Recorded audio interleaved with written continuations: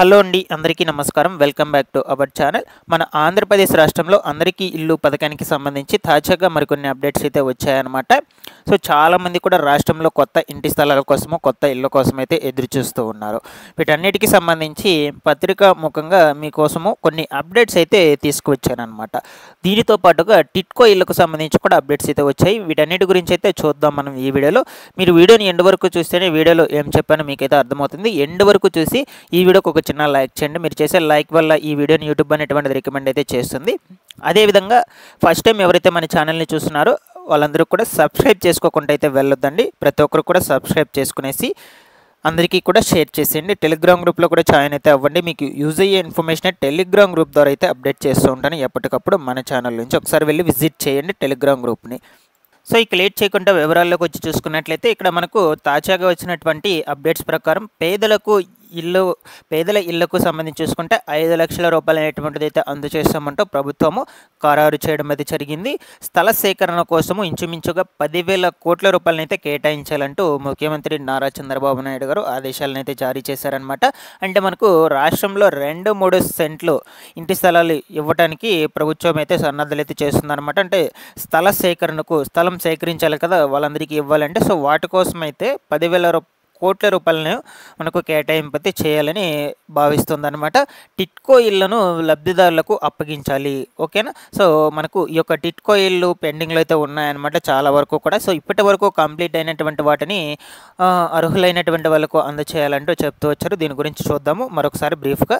So ఓకేనా. So ముఖ్యమంత్రికి మనకు సిపిఐ నేతలు రామకృష్ణ, అదేవిధంగా ముప్పాల విల్సన్ వినతి అయితే తెలియజేస్తూ వచ్చారనమాట. కొంచెం బ్రీఫ్గా అయితే ఇక్కడ మనం చూసుకున్నట్లయితే పేదల ఇళ్లకు మనకు 5 లక్షలు అయితే అందచేయాలి. సో పేదలకు ఇచ్చేటువంటి ఇళ్ల స్థలాల కోసము 10,000 రూపాయల కోట్లను కేటాయించారు. ఇంటి నిర్మాణానికి 5 లక్షల రూపాయల చొప్పున మంజూరు చేయాలని ముఖ్యమంత్రి చంద్రబాబు నాయుడు గారు అయితే సిపిఐ నేతలు విజ్ఞప్తి అయితే చేశారనమాట.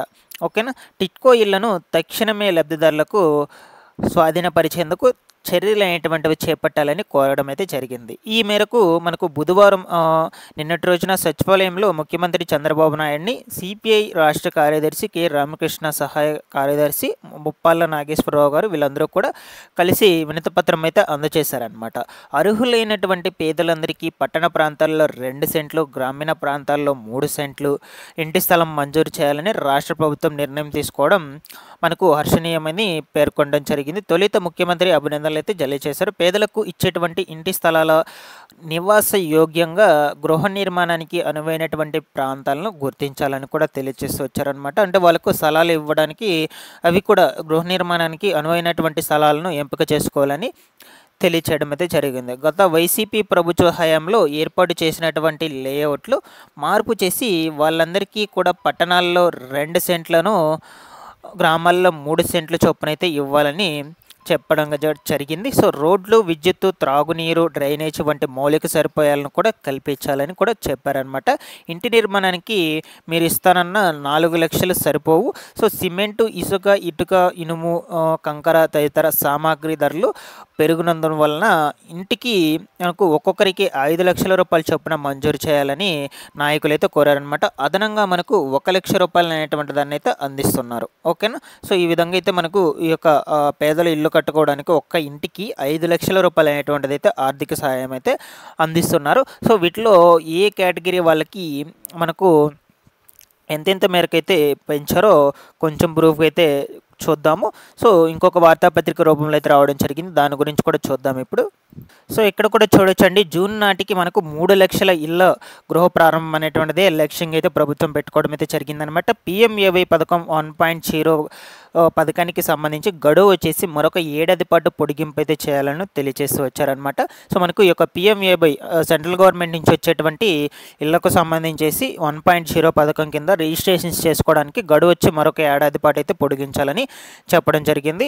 ఎస్సీ, ఎస్టీ, అదేవిధంగా టీజీ, బీసీ గృహ లబ్ధిదారులకు అదనపు సాయం కూడా అందచేయాలంటూ మనకు మంత్రి పార్థసారథి గారు అయితే తెలియజేశారనమాట. కొంచెం బ్రీఫ్గా చూసుకున్నట్లయితే వచ్చే జూన్ నెలాఖరులోగా 3 లక్షల గృహాల నిర్మాణాలను పూర్తి చేసి ప్రారంభించేందుకు అవసరమైనటువంటి చర్యలను తీసుకుంటున్నట్టు రాష్ట్ర గృహ నిర్మాణాల శాఖ సమాచార పౌర సంబంధాల శాఖ మంత్రి కొలుసు పార్థసారథి గారు అయితే తెలియజేశారనమాట.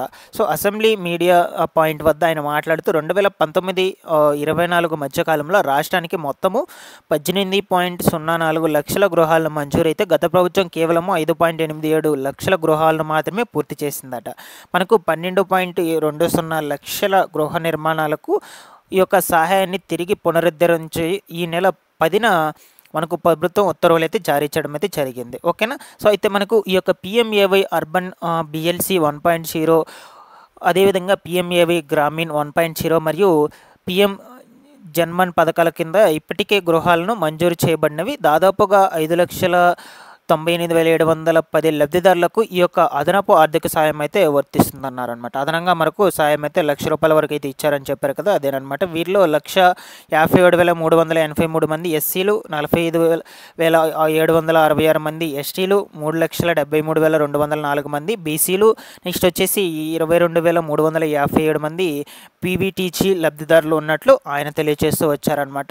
వీళ్ళందరికీ సంబంధించి అయితే త్వరలోనే ఆర్థిక సాయం అనేటువంటిది, అదనపు ఆర్థిక సాయం అయితే కూడా అందజేస్తామంటూ గృహ ఇళ్ల నిర్మాణానికి, ఓకేనా, చెప్పడం అయితే జరిగింది. ఈ ప్రభుత్వ అధికారంలోకి వచ్చినటువంటి తదుపరి 1,25,000 గృహ నిర్మాణాలను పూర్తి చేయడం అయితే జరిగిందట. మిగిలినటువంటి 7,25,000 గృహ నిర్మాణాలను మార్చి 2026లోకి అయితే పూర్తి చేస్తామంటూ క్లియర్ కట్గా అయితే మనకు మెన్షన్ చేయడం అయితే జరిగిందనమాట.